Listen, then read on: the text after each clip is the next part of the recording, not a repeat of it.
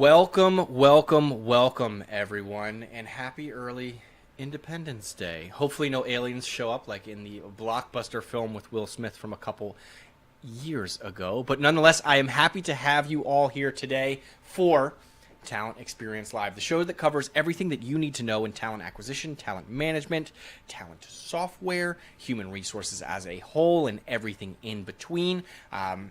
It's everyone's favorite show on the internet. And this show is proudly brought to you by the good folks here at Phenom, whose purpose is to help 1 billion find the right work. That's why we host this program on a weekly basis, why we have a slew of webinars and events and Cliff Jerkowitz's podcast, Unusual Attitudes, and everything in between. It is all working towards our purpose of helping 1 billion find the right work. But the real way that we do that is through our Intelligent Talent Experience platform, which helps candidates find the right fit faster as employees evolve in their current roles and beyond using skills, which is what we'll be talking about today.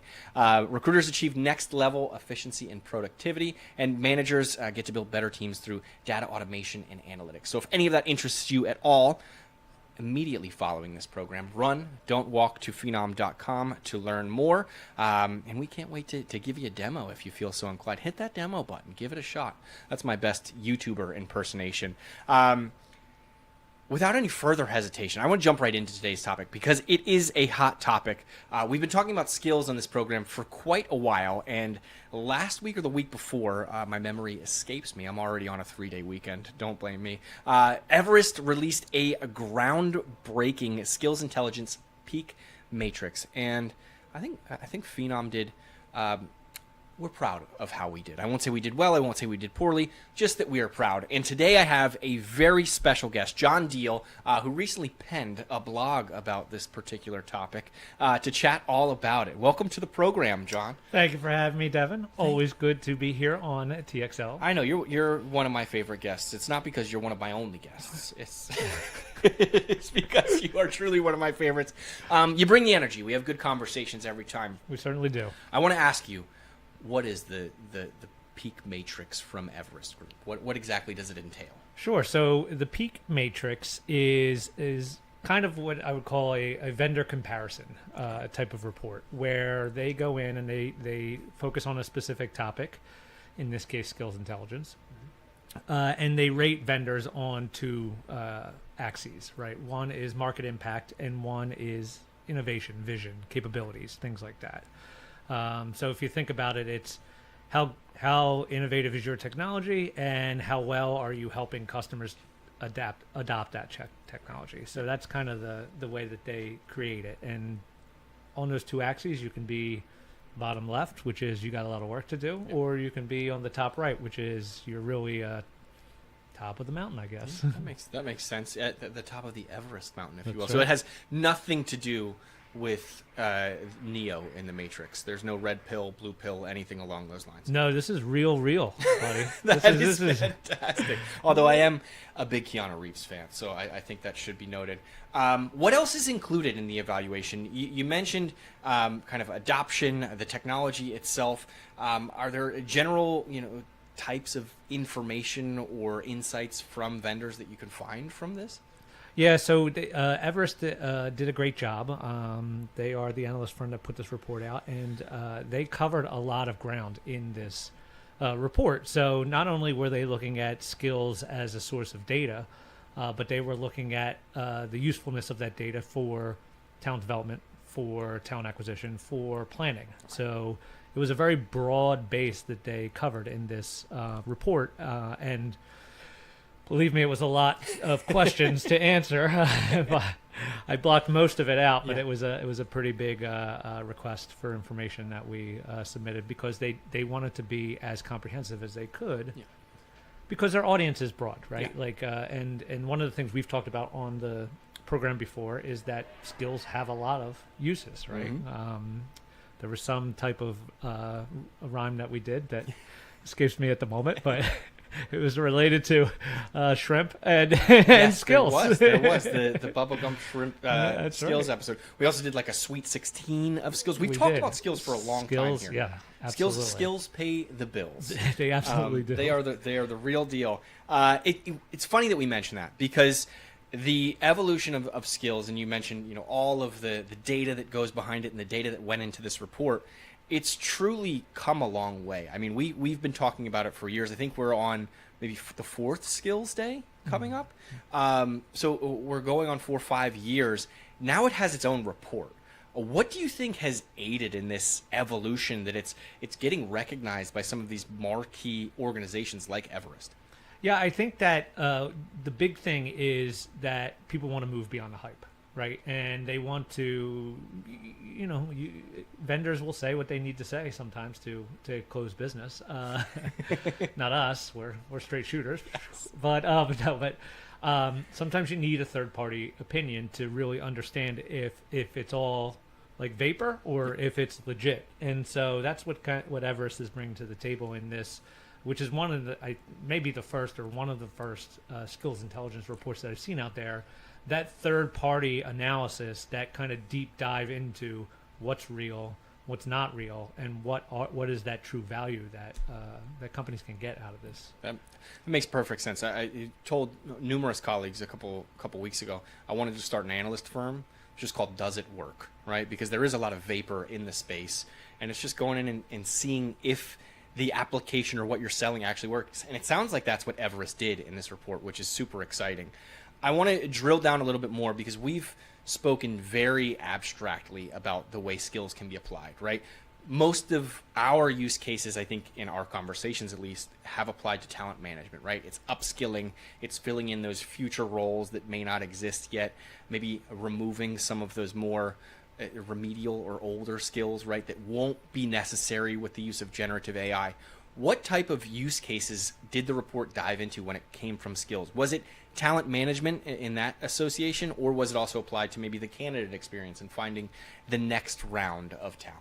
Yeah, the concept of skills-based hiring was certainly highlighted in the report, and that is something that you're right, we haven't touched on too much in the past, but something that our customers are starting to adopt more and more. And that's the idea that you can look at somebody not just as a job title and education, right? Or even just years of experience. It's getting to that next level of granularity, which is what are the building blocks of this person from a skills perspective, and can those building blocks be used in different combinations to satisfy different needs within the organization? I think it's kind of the golden goose of talent acquisition right now, right? Like we turn on our LinkedIn feeds, the news every day, and it's thousands of people applying to one open role, right? Kind of sifting through these very polished and done up resumes, whether it's with the help of artificial intelligence or not, and finding out what true skills you need, not the job titles, not the achievements that somebody may have had, but what skills can be applied to this next role. So it makes sense that that's the focus. Not that there isn't a need in talent management, right? But I think we work on the same team. We have a pretty good understanding of what skills we have and what skills we don't have. That can be built out, but what organizations I think really want is to save recruiters time and find the right candidate. And how is our application of skills and skills ontologies here at Phenom applicable to that? Is that something that our customers have been asking for? Is that something that we're working together with them to find? I know that the Matrix talks about it specifically, but how are we aligned in that sense? Yeah, we have been working with customers for a while here, and one of the things about Phenom is that we're typically on the cutting edge. We are an innovative group. We're driven to that by our CEO and founder, and sometimes we're a little bit too far ahead. And so I think what you're seeing here with the availability of this report is that now the market is kind of catching up to the functionality that we have been espousing for a little while, which is that it's really that filtering mechanism. It's really that matching mechanism. It's at the end of the day, it's what is the best recommendation engine out there, and with Phenom, that's kind of where we have always stood apart, whether it be labeled as personalization, whether it be labeled as fit score, right? Whether it be labeled as AI discovery, right? All of those things are just a recommendation engine, right? And the services that you use to consume content on your TV, you pick the ones that not only have good content but also recommend the best content, right? Mm-hmm. So imagine logging into like Netflix or something and just seeing a search bar and being like, "Good luck," right? So I mean, I remember aimlessly, as a child looking at my VHS or DVDs and being like, "What am I going to watch today? I have all these movies. I don't want to watch Bad Boys again." Yeah. I did. It turns out I love Mike Lowry, Martin Lawrence, and Will Smith. But it makes sense, and I want to kind of continue on that path of AI and the recommendations. Obviously, at I Am Phenom, we announced a slew of agents, right? Another Matrix reference for you there, but we won't dive into that one. How does AI and automation fit into the skills conversation, specifically with what we talked about at I Am Phenom? yeah, so the levels of AI and automation maturity was a big part of the talk track at I Am Phenom, and really skills and having skills as a foundational element of your organization and your talent practices indicates a higher level of maturity. Yep. Right? Why? Well, because it gives you more granular information to use to automate against. It also gives you more complete data to use to leverage AI with. And so, at the end of the day, having comprehensive data is the key to having good AI, right? If it's fragmented or if it's not detailed enough, like skills data is, then you'll never get the benefit out of all the great agents that we talked about at I Am Phenom. So skills is very fundamental to that foundation of making AI and automation the most meaningful. Yeah, I mean, you said in the blog that you wrote, skills shouldn't live in a vacuum, right? It should be organizational. It should spread as wide as you possibly can get it to, which, speaking out loud, seems very theoretical, right? It is a nice to have of, we want skills to take over our entire organization and we want to be a skills first organization. How can companies apply that theory to really embed it within their culture? Are we working with organizations to do that, to start the change? I think we've been talking about skills for 4 years. We're only just now getting reports about it. Organizations are just now saying they want to be that. How can they really embed that in their culture? Yeah. So one of the reasons that we are so proud of our placement in the report is that the platform approach we've taken allows people to have entry points in multiple places. So you don't have to just consume it from a talent acquisition side. You don't have to just consume it from a talent management side, like you kind of talked about. That's been a lot of the focus, but you don't have to start there. And if you could start at the planning side and maybe not start on the action side. So that is fundamental to being able to embed it in the organization, is having multiple entry points and then choosing the areas where you're going to be able to get the most traction the quickest, and then landing and expanding to other applications in the organization. It makes sense. I mean, we're constantly having these conversations around AI. Everyone is saying AI is not going to replace job. It's going to enhance individuals. And I agree with that. Where I think it's truly going to affect the job market is not in the current employees, but this future state of employees, right? This next round of new candidates that come in where you need those specific skills because you're already working on upskilling your current employee base, right? So it's filling those needs. And maybe you don't need to hire 5 salespeople like you do every single spring, during the college fairs. Maybe it's just 2 this time, but you need 2 that are proficient in XYZ skills, right?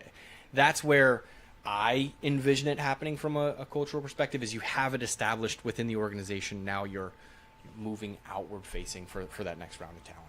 Yeah, I think it's an interesting analogy there with the salespeople, because it certainly is about, I think, more about transformation, right? So I know a lot of people are kind of looking at it and think about it as, oh, I can cut the number of resources I need to have or hire or whatever.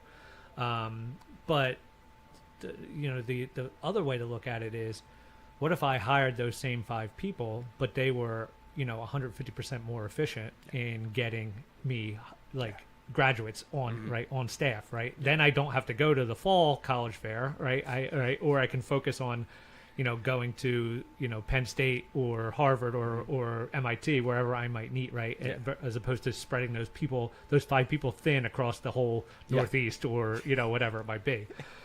So that, I think, is the transformation that we're trying to talk about with skills and with talent management and talent acquisition, is not just how do you cut down on the number of resources you need, but how do you take the resources you have and make them 150% more efficient? Yeah, right? that makes sense. I use sales as an example because I used to be a salesperson and probably shouldn't have gotten that job.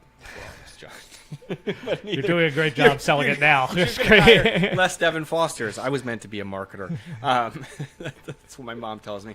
Anyway, I want to hone in on perhaps some of those CHROs, those CTOs, those very important individuals who have yet to leave for the holiday weekend, who haven't taken that time off. If there's one thing that you could share with them as we wrap up this conversation about skills, about the Everest report in general, what would it be and why? The most important thing, I think, is to understand that the skills data by itself means nothing if you can't take action on it.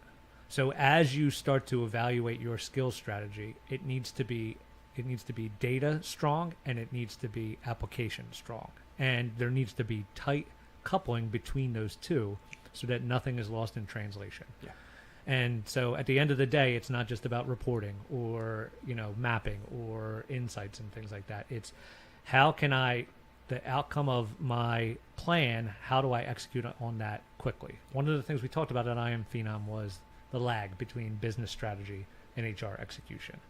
The whole idea here is to shrink that lag as much as possible by marrying data and execution together. Yeah, and a happy marriage it would be. Yeah. What's next for Phenom and skills?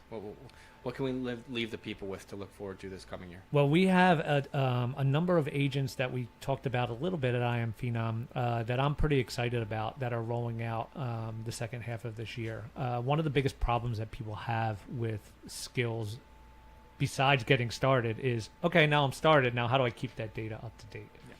And so, governance is not necessarily sexy to anybody, but when you think about how much it will take to get all the stakeholder buy-in and make sure that people are updating their skills and things like that, having an agent to do that for you is like a lifesaver. And so I'm very excited about that because I think it will make it easier for people to not worry about, okay, if I launch this, then I need to maintain it. Yeah. Right. And so that's coming out.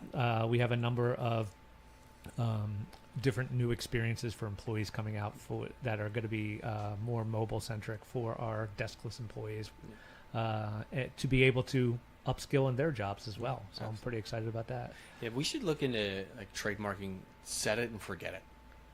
Do you think that anyone's using that? It sounds pretty novel. It's good. I think it's really good. Anyway, I'm excited about the future with agents. I know artificial intelligence has changed my skill set immensely already. It has helped me hone in on skills that I am good at and improve in skills that I am not good at. It's excited to see this being applied to organizations that may not be, or at least not applied, but at least given exposure to organizations that aren't at that level. They aren't at that maturity level where they're ready to have a skills conversation. I think this is going to start the conversation for them.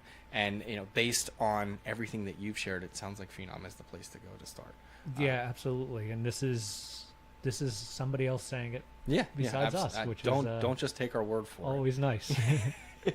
Right, climb to the highest mountain. Yep, and then see who's at the top with you. Exactly. My mom thinks I'm handsome, right? That's what it is. But anyway, no, get out there. Yeah. John, thank you so much for taking the time. Again, enjoy your holiday weekend. Thank you, sir. Thank you, everyone, for tuning in. I'll do my best. Fireworks, are always a good time. And we will see you next week for another episode of Talent Experience Live because we do this every damn Thursday, John. And I can't wait to see you there. Thanks so much.